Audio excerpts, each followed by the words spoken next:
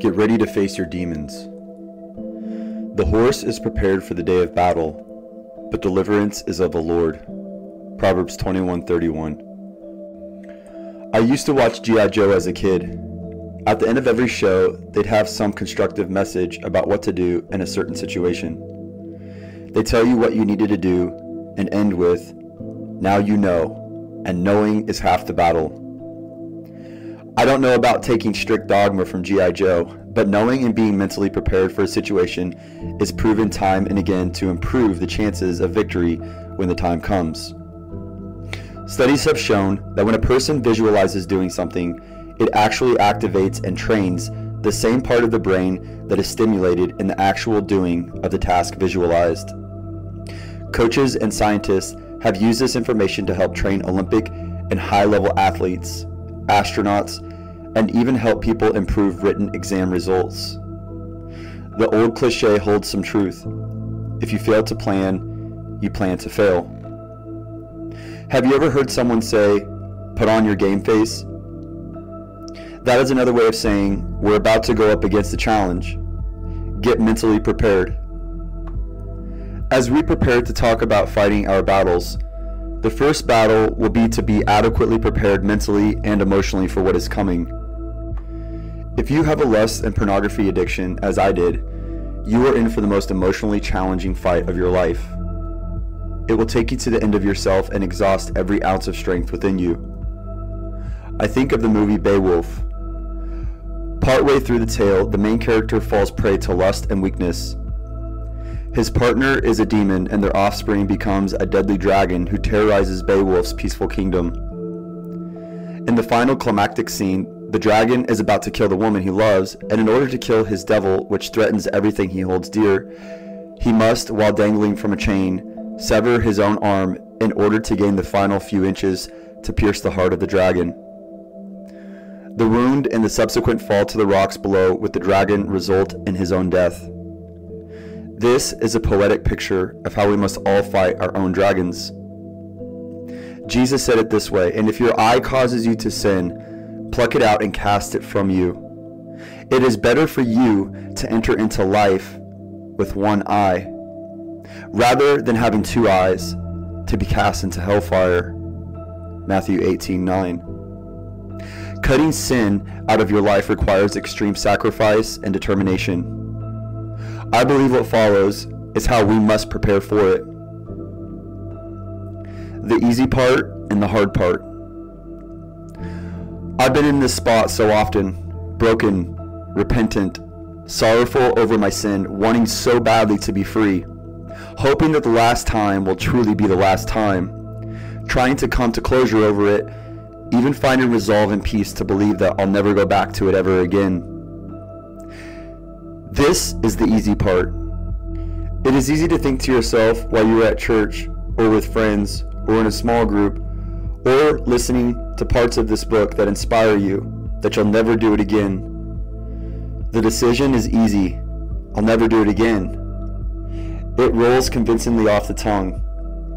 I've been fully convinced of my own fleshly repentance and professions 1,000 times. In those moments, I have indomitable resolve, unwavering clarity of thought and mind, and a surety that I'm making the change once and for all, that I'll never go back to my sin. I've turned a corner this time. Next time, it will be different. The hard part comes in the next times. When the temptation arises the next time, suddenly all the former commitments go out the window. Then clarity is not so clear. The struggle didn't seem like a struggle until you find yourself struggling, and that is the problem that we all face. All the things you were fighting for and the reasons you were fighting seem murky, far away, and the furthest thing from your mind when all you can think about is lust and porn. The moments of repentance are indeed real, but they don't prepare us for what comes next, the moments of testing.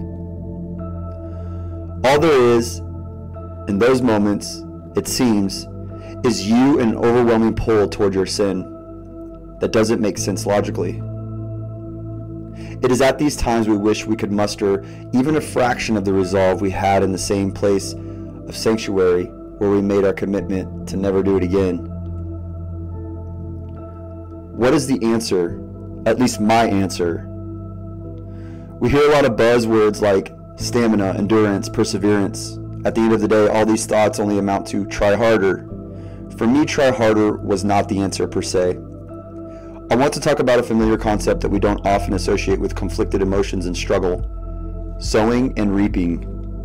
All things follow a cycle in the universe God created. There are big cycles such as the 4 seasons that govern our year. Major changes take place in major cycles. There are smaller cycles such as the months. We have even smaller cycles such as weeks and days. There are infinitely smaller and even infinitely larger cycles that are currently taking place throughout the cosmos, and these cycles mentioned are just smaller instruments in the grand symphony that God has ordained in His universe. Our bodies also follow cycles of all sorts. Agriculture follows cycles. Light moves in cycles. You get the picture. There is a rhythm that weaves its way into everything and everyone. Our will and emotions also follow cycles, and we must be aware of this as we make our choices. And then we must be aware of the ramifications of the cycle. No human can understand God's reasoning why so many things operate in such a long cycle of growth. But I think one lesson can be learned from the law of sowing and reaping. The cycle of sowing and reaping gives space for grace. If you miss a day or two of watering, the seed you planted can still grow. The cycle actually serves us. Aren't you glad that there isn't an instant consequence when you do something wrong? You have the space to come right and make good choices before the bad ones overtake you. It takes time for bad decisions to take root and bear bad fruit. It also takes time for good ones to bear fruit. This time delay allows room for grace to cover us and overtake us with blessing. But in a system of sowing and reaping, we must understand how to apply it and live by its rules. Planting time. During those times of decision, we find it easy to make a choice for God that we hope and believe will last forever. As we've already pointed out, and I'm sure you already know heartbreakingly well, those decisions will be met with a time of testing. The reason we fail when we are in the time of temptation is because we are not cycle-minded. We have to understand something about the cycle of the soul. Decision time is like the planting of spring for decisions of the soul. We make a decision in the easy times because we are receiving the water of the Word, usually at those times. God is moving on our hearts and speaking life into us. Our hearts are fertile soil and respond easily to God's prompts. However, because we don't have a cycle mentality, we are not mentally prepared for the next season of our seed's growth, which will test the decision we planted. Growth. As surely as the summer follows the spring, there will be seasons of the soul which test the godly desires of the heart. Summer is a difficult time for plants, yet it is a time of maturation. The heat in the sun can scorch plants. The lack of water can make them dry up. Watering must be deliberate and come from a water reserve. These are the rules of summer. Every farmer who plants knows in the spring that summer is coming. He knows what he must do in order for the plants to survive and grow until harvest time. I think we fail when our seed of decisions reaches its testing time because we don't have the mind of the farmer. We don't have a sober preparedness ingrained in our minds for what is to come. Jesus said, "For which of you, intending to build a tower, does not sit down first and count the cost, whether he has enough to finish it?" Luke 14:28. Every decision we must make must be sober and not based on feelings. We must know that a costly time of testing is coming to shake our decision, and knowing is half the battle.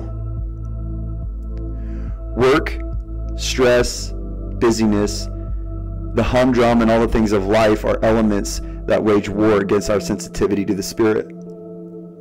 The devil knows and waits until an opportune time arises to test us, and in that time, we are usually not soft to the Word.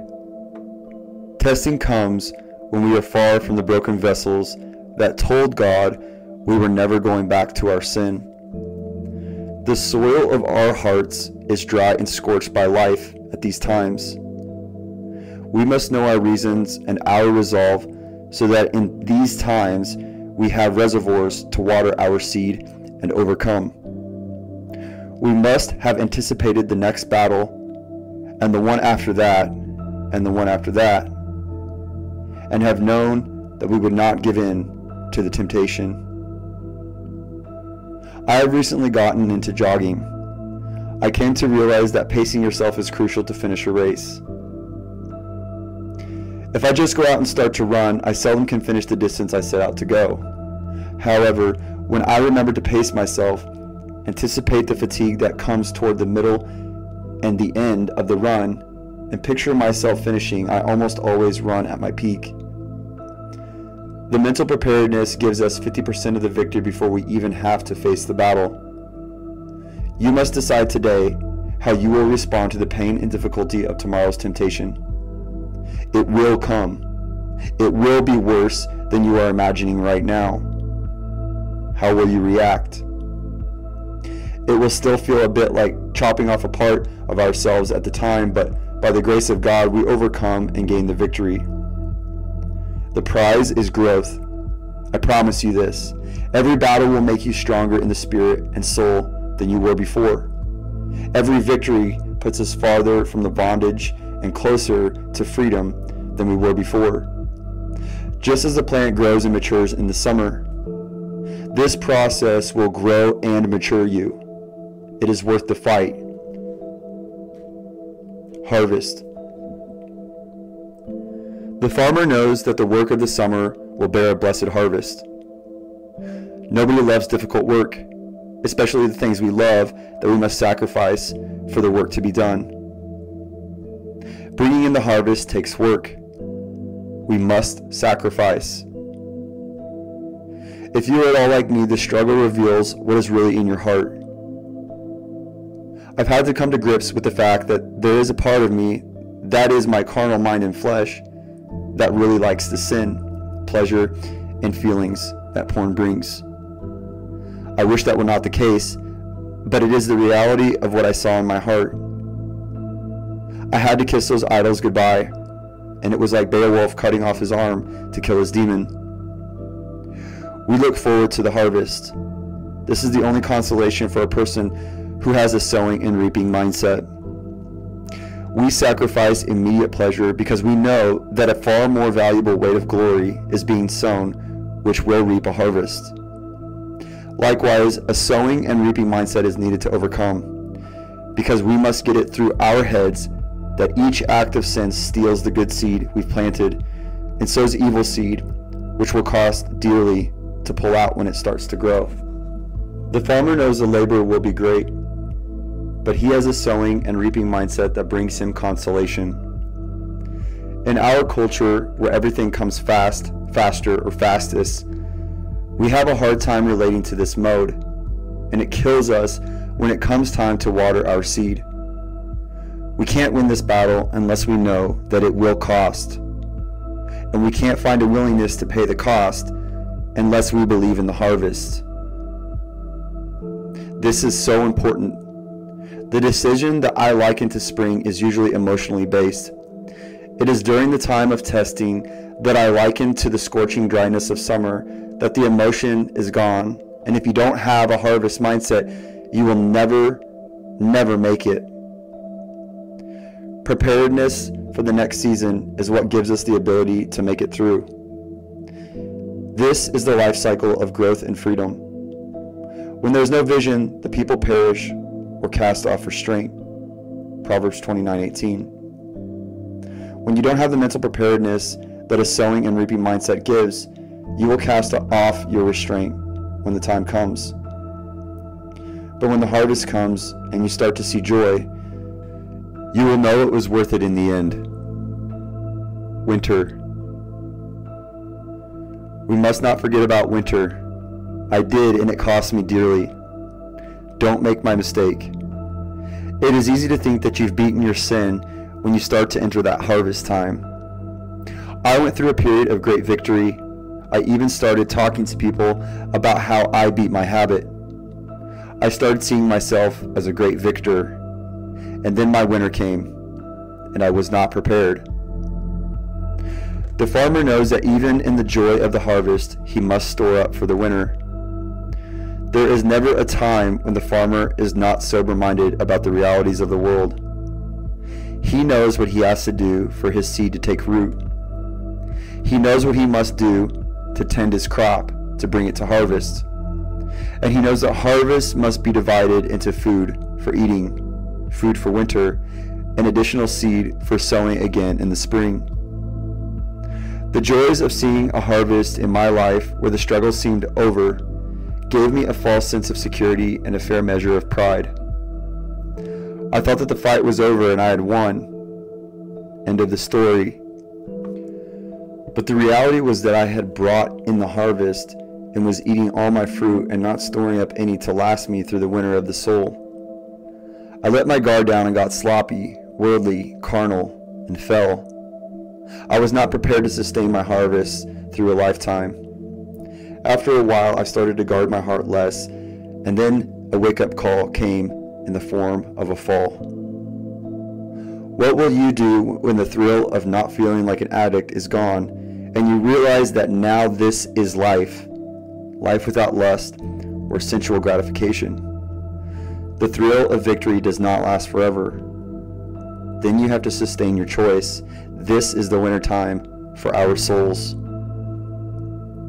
When we start to see victories and we are not struggling on a daily basis, we cannot afford to think we are out of the battle.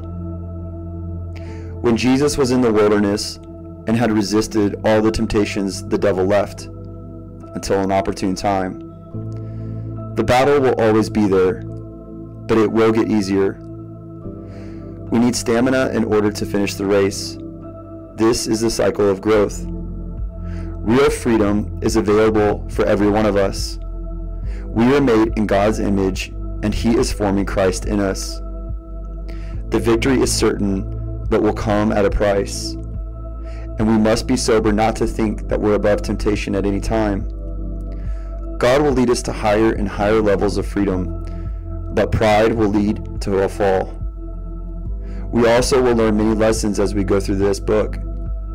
We cannot afford to get sloppy and go back to old things that lead to temptation once we are enjoying the freedom of harvest time. Brothers, be sober. Know the seasons so that you can prepare for them. If you prepare your heart in this way, the lessons of this manual will bless you greatly.